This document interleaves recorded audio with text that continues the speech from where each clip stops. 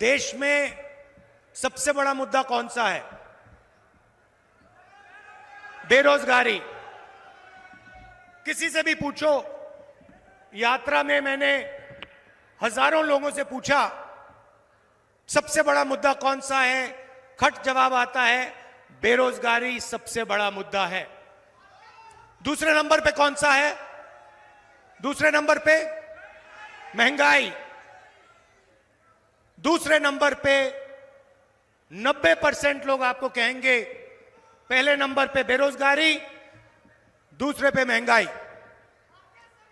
अब आपने एक चीज नोट की होगी कि हिंदुस्तान की जनता से अगर आप पूछें तो वो आपको बताएंगे पहले नंबर पर बेरोजगारी, दूसरे नंबर पर महंगाई। मगर अगर आप हिंदुस्तान के मीडिया से पूछेंगे या मीडिया को देखेंगे तो आपको लगेगा सबसे जरूरी मुद्दा अंबानी जी की शादी है,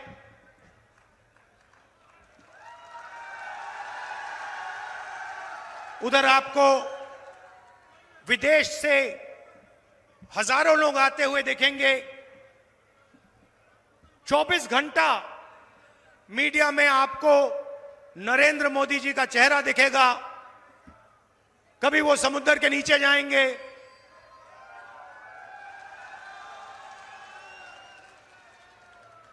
कभी हेलीकॉप्टर में, सी प्लेन में उड़ते हुए देखेंगे, कभी थाली बजाते हुए देखेंगे, कभी मोबाइल फोन की लाइट बजा दिखाने को बोलेंगे। तो ये सवाल कुछ समय से मैं अपने आप से पूछ रहा था कि ये जो मीडिया है इसका काम जनता की आवाज उठाने का है नहीं? मगर ये जनता की आवाज, जनता के मुद्दों के बारे में कभी बोलते ही नहीं है,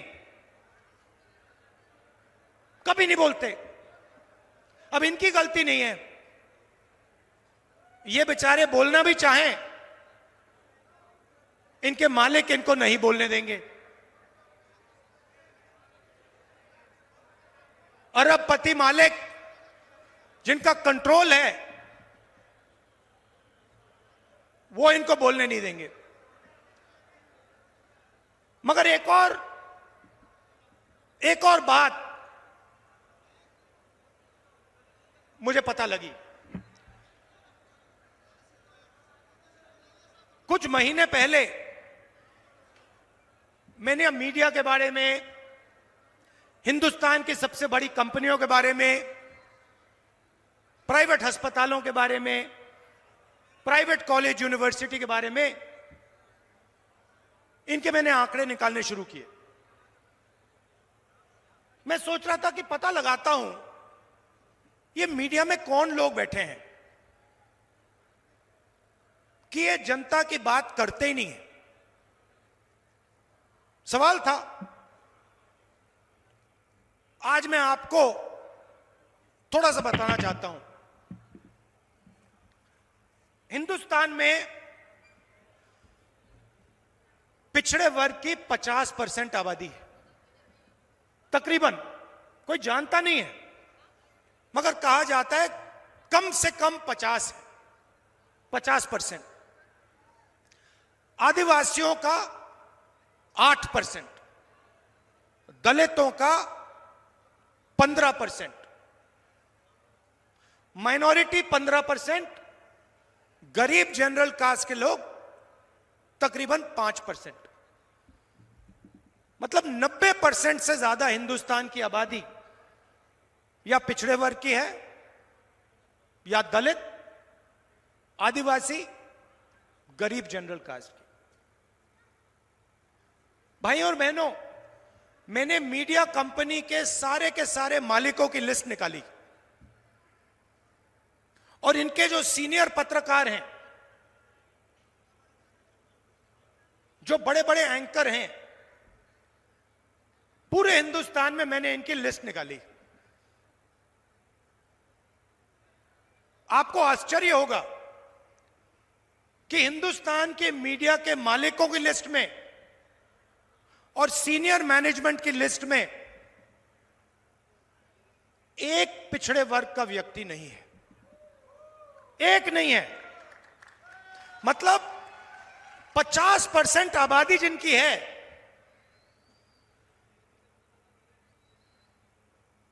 जो देश को चलाते हैं, मेहनत करते हैं, उनमें से एक व्यक्ति हिंदुस्तान की मीडिया में आपको नहीं दिखाई देगा। दलित 15%, एक दलित व्यक्ति आपको मीडिया में नहीं दिखाई देगा।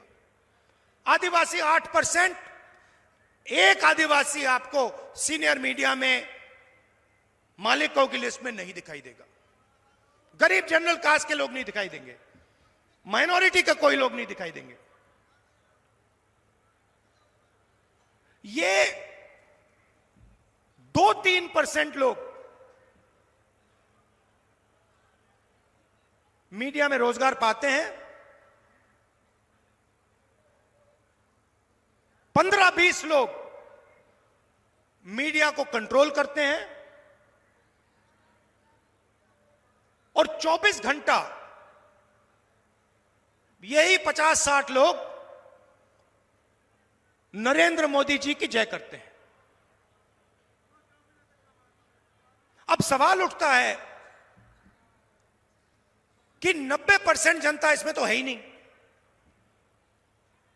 तो सबसे पहली बात, ये जो मीडिया वाले लोग हैं, ये आपके नहीं है, ये हिंदुस्तान के पिछड़े वर्ग के, दलितों के, आदिवासियों के, ये आपके नहीं है। क्योंकि अगर ये आपके होते तो पिछड़े वर्ग के लोग मीडिया की बड़ी बड़ी कंपनीज के मालिक होते, एंकर्स होते, सीनियर मैनेजमेंट में होते, और 24 घंटा जो देश के असली मुद्दे हैं, इनके बारे में आपको कभी दिखेगा नहीं। किसानों का एजिटेशन हुआ, किसान सड़क पे उतर गए, हरियाणा, पंजाब, राजस्थान, मध्य प्रदेश, पूरे देश में, और मीडिया में क्या आता है? आतंकवादी हैं। मीडिया में आता है और बीजेपी के लोग कहते हैं आतंकवादी हैं। बेरोजगारी की बात कभी नहीं आएगी, महंगाई की बात कभी नहीं आएगी। इनका काम आपका ध्यान भटकाने का है। ये सिर्फ चाहते हैं कि पिछड़े वर्ग के मुद्दे, किसानों के मुद्दे, गरीबों के मुद्दे नेशनल और रीजनल मीडिया पे ना आए। और इनके जो मालिक हैं, इनको करोड़ों रुपए सरकार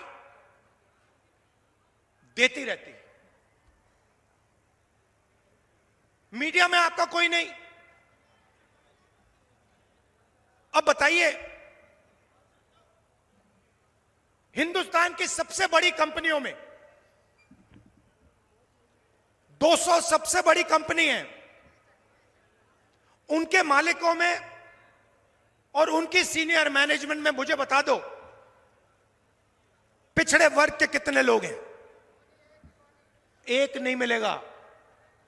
मैंने लिस्ट निकाली है, 200 नाम की लिस्ट निकाली, मालिकों की लिस्ट, सीनियर मैनेजमेंट की लिस्ट, उसमें आपको एक पिछड़े वर्ग का व्यक्ति नहीं मिलेगा, एक दलित नहीं मिलेगा, एक आदिवासी नहीं मिलेगा, एक गरीब जनरल कास्ट का व्यक्ति नहीं मिलेगा। नरेंद्र मोदी जी ने इन लोगों के 16 लाख करोड़ रुपए माफ किए हैं। अब आप कहोगे 16 लाख करोड़ रुपए कितना होता है? इतना बड़ा नंबर है, आपको और हमें पता ही नहीं लगता कितना बड़ा है। मैं बताता हूं आपको। नरेंद्र मोदी जी ने हिंदुस्तान के 25-30 सबसे अमीर लोगों का इतना कर्जा माफ किया जितना 24 साल मनरेगा में लगता है।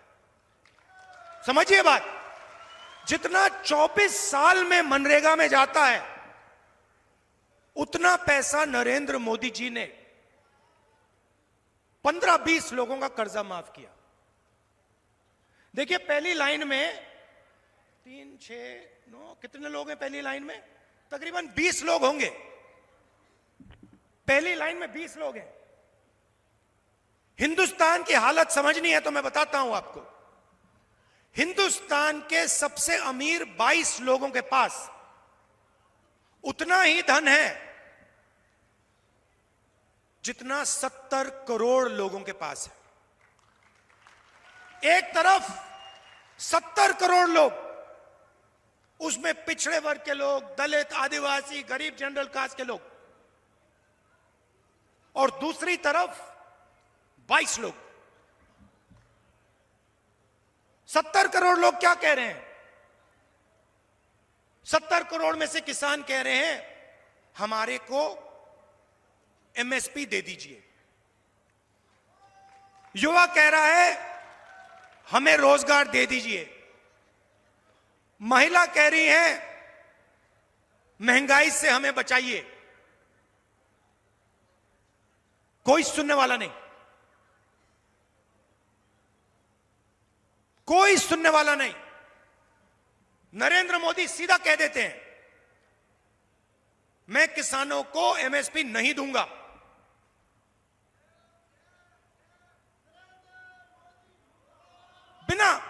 बिना झिझक के मैं नहीं दूंगा। और फिर कहते हैं वो तो आतंकवादी हैं।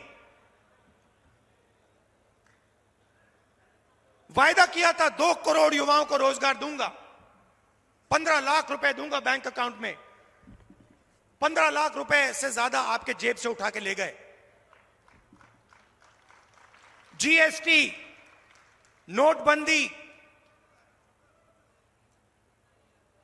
लाखों रुपए। पहली बार किसान टैक्स देता है। हिंदुस्तान की हिस्ट्री में पहली बार किसान टैक्स दे रहा है। और जितना टैक्स आप देते हो जीएसटी में, उतना ही अदानी देता है। यह आपने शर्ट खरीदी, 18% जीएसटी आप दोगे। यही शर्ट अगर अंबानी या अदानी खरीदेगा, वो भी 18% ही देगा। तो धन आपका, वो अरबपति है। और जितना टैक्स किसान देता है उतना वो देता है।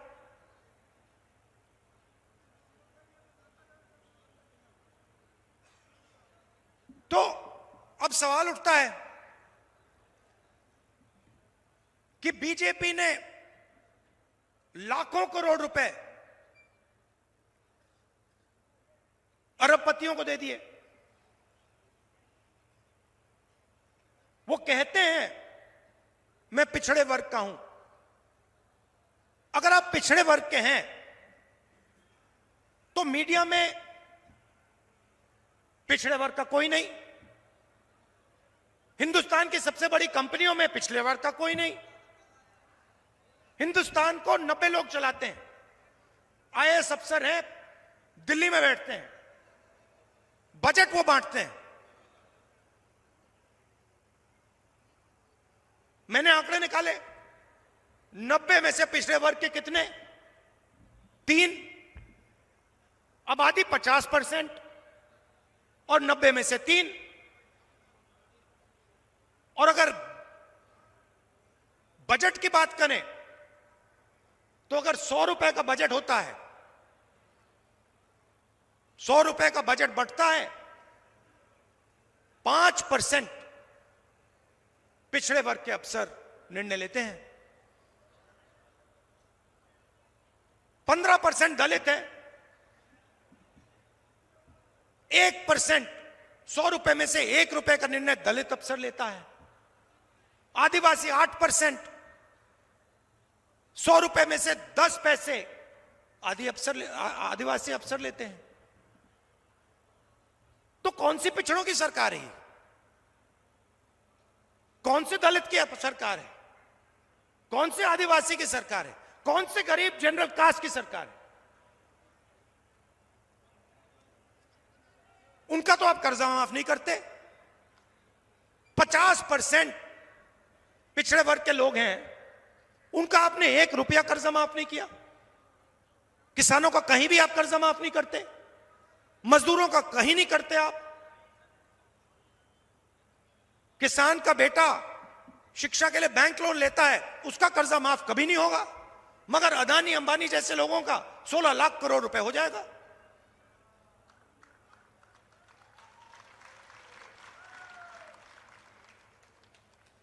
चौबीस घंटा मीडिया बात करेगी, कभी आपको क्रिकेट दिखाएगी, कभी आपको बॉलीवुड के स्टार दिखा देगी, ध्यान इधर उधर करवाएगी, और फिर आपका जीएसटी का पैसा सीधा उन्हीं 20-25 लोगों के जेब में जाता है। तो सवाल उठता है कांग्रेस पार्टी को क्या करना है? मैं आपको बताता हूं, यहां पे लिखा है, जितना पैसा उन्होंने अरबपतियों को दिया, उतना पैसा हम गरीबों को, पिछड़ों को, दलितों को, आदिवासियों को उठा के दे देंगे।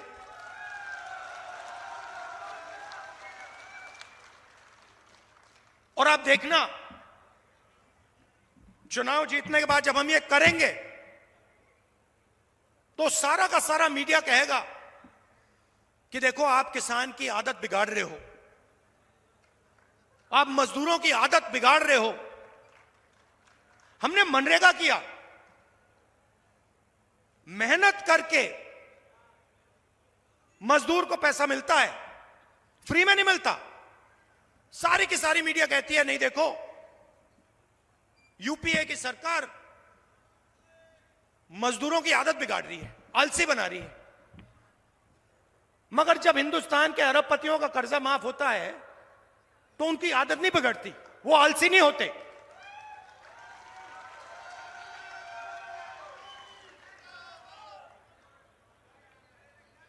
तो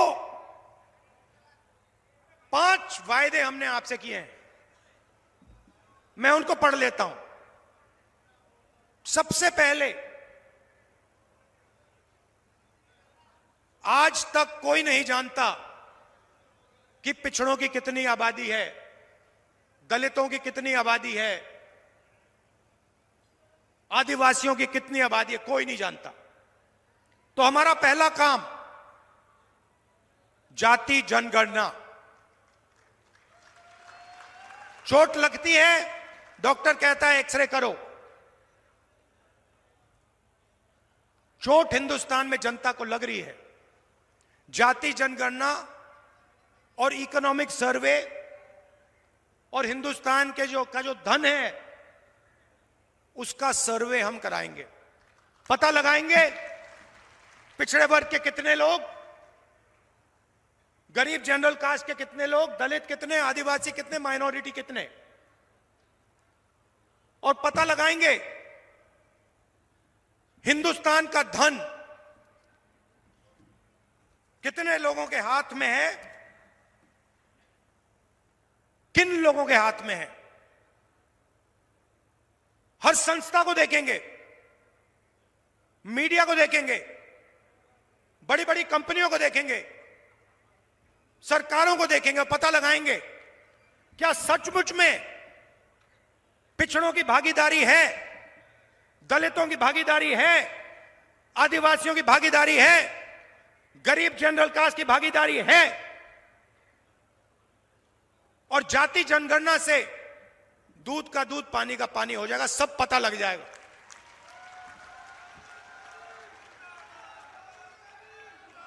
दूसरा काम, देखिए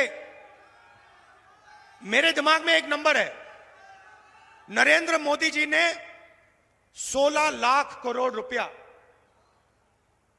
22-25 लोगों का कर्जा माफ किया है। मैं उस नंबर को लिए चल रहा हूं। अगर नरेंद्र मोदी जी ने अरबपतियों का कर्जा माफ किया, उनकी मदद की, तो हम हिंदुस्तान के हर गरीब की मदद करेंगे, उसकी रक्षा करेंगे।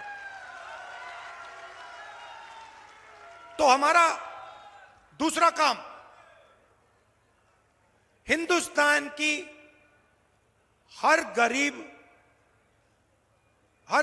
परिवार में एक महिला को,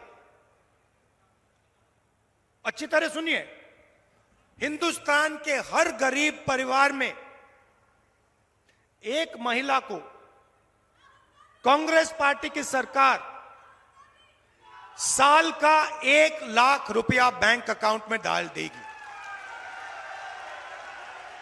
आप अगर गरीब हो, चाहे मजदूरी करते हो,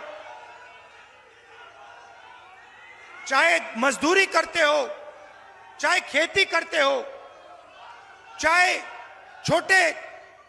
छोटे कारखाने में काम करते हो, अगर आप गरीब परिवार हो, आपके परिवार में एक महिला को महीना का 8,500 रुपया, साल का 1 लाख रुपया सरकार बैंक अकाउंट में डाल देगी और उस दिन तक डालेगी। मजे की बात सुनिए, और उस दिन तक डालेगी जिस दिन तक आप गरीबी रेखा से निकल जाओगे।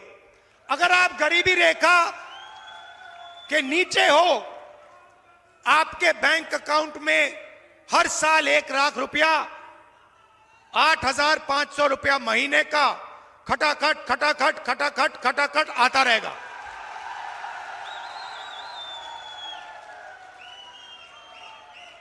और एक झटके से हिंदुस्तान से हम गरीबी को मिटा देंगे। अब दूसरा काम, नरेंद्र मोदी जी ने कहा 2 करोड़ युवाओं को हम रोजगार देंगे। झूठ बोला। जो अमीर घर के लड़के होते हैं, लड़कियां होती हैं, वो अप्रेंटिसशिप करते हैं। शब्द आपने सुना होगा। उनको ट्रेनिंग के लिए 1 महीना, 2 महीना, 6 महीना बड़ी बड़ी कंपनियों में भेजा जाता है। उनको पैसा मिलता है और ट्रेनिंग मिलती है। हिंदुस्तान में गरीब लोग अप्रेंटिसशिप नहीं कर सकते। सिर्फ अमीर लोग अप्रेंटिसशिप कर सकते हैं। सिर्फ अमीर लोग अपने बच्चों को प्राइवेट सेक्टर में, पब्लिक सेक्टर में अप्रेंटिसशिप करवा सकते हैं।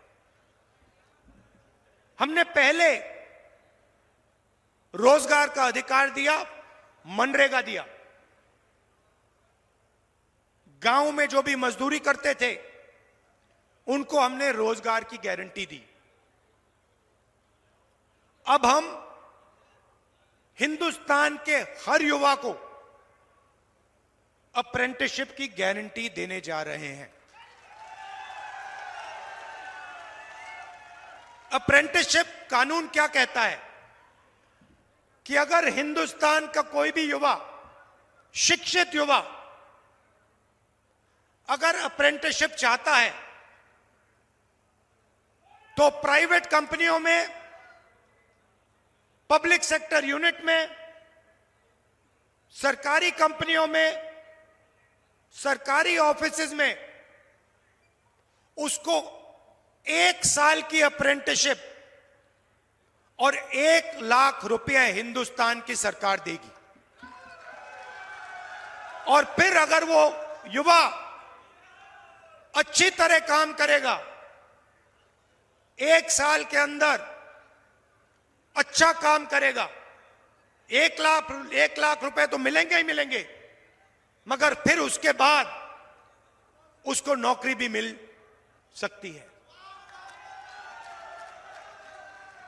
भाइयों और बहनों, 30 लाख सरकारी पोस्ट हैं, नौकरियां हैं, 30 लाख।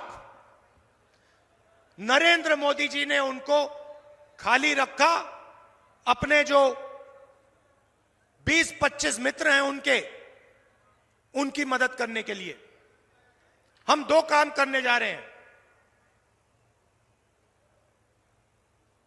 पहला काम, 30 लाख सरकारी रोजगार आपके हवाले करने जा रहे हैं। और दूसरा काम, और यह सुनकर करोड़ों लोगों के दिल में खुशी आएगी, जो ठेकेदारी प्रथा है, कॉन्ट्रैक्ट लेबर है, उसको हम पीएसयूज में और सरकार में खत्म करने जा रहे हैं। अब हिंदुस्तान में अगर कोई सरकार में काम करेगा तो वो कॉन्ट्रैक्ट से, ठेकेदारी से नहीं करेगा। उसे परमानेंट जॉब, परमानेंट जगह दी जाएगी, उसे पेंशन दी जाएगी और उसके परिवार की रक्षा होगी। चौथा काम, नरेंद्र मोदी जी ने किसानों से साफ कह दिया, आपका कर्जा माफ नहीं होगा, आप आतंकवादी हो और आपको सही एमएसपी नहीं देंगे। हमारी सरकार आएगी, कानूनी एमएसपी कांग्रेस पार्टी हिंदुस्तान के किसानों के लिए लागू कर देगी।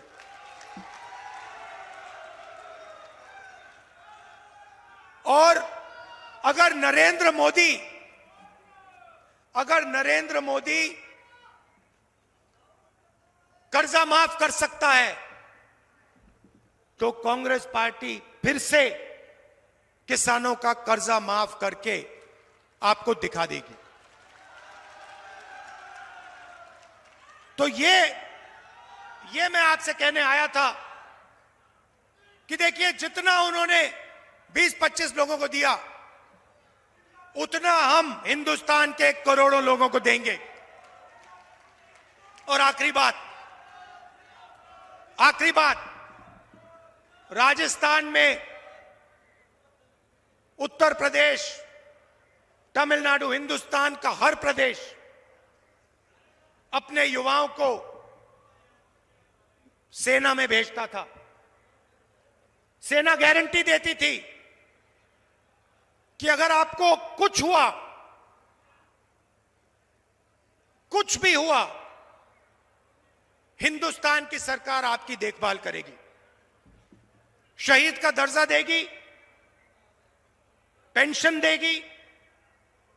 अगर आप शहीद हुए, आपके परिवार को कॉम्पनसेशन मिलेगा, आपकी पेंशन उनको मिलेगी, कैंटीन मिलेगी। यह वायदा हिंदुस्तान की सरकार हिंदुस्तान के जवान से करती थी। यह वायदा नरेंद्र मोदी ने अग्निवीर बनाकर यह वायदा तोड़ा है। और यह अग्निवीर स्कीम जो है, भाई और बहनों, यह आर्मी को नहीं चाहिए थी। यह आर्मी ने नहीं कहा कि हमें अग्निवीर चाहिए। यह नरेंद्र मोदी जी ने पीएम ऑफिस से अग्निवीर योजना लागू की है। जैसे ही हमारी सरकार आएगी, अग्निवीर योजना को हम रद्द कर देंगे और जो पहले गारंटी हमारे जवानों को दी जाती थी, शहीद का दर्जा, पेंशन, कैंटीन, ये हम एक बार फिर हमारे जवानों को देने जा रहे हैं। आप सब यहां आए, गर्मी में आए, दिल से आपका धन्यवाद करता हूं। भाइयों और बहनों, ये चुनाव संविधान को और लोकतंत्र को बचाने वाला चुनाव है। ये चुनाव 90% वालों का चुनाव है, पिछड़ों का, दलितों का, आदिवासियों का, गरीब जनरल कास्ट का। एक तरफ अदानी जी और हिंदुस्तान के बड़े बड़े अरबपति, नेशनल मीडिया, पूरा का पूरा धन उनके हाथ में। कांग्रेस पार्टी के बैंक अकाउंट बंद कर दिए, इलेक्टोरल बॉन्ड से दबाव डालकर, हफ्तेबाजी कर कर बीजेपी ने हिंदुस्तान के बड़े बड़े उद्योगपतियों से पैसा लिया है। ये चुनाव गरीब और 25 अरबपतियों के बीच में चुनाव है। कांग्रेस पार्टी को जिताइए, हमारे यहां जो कैंडिडेट हैं उनको भारी बहुमत से जिताइए।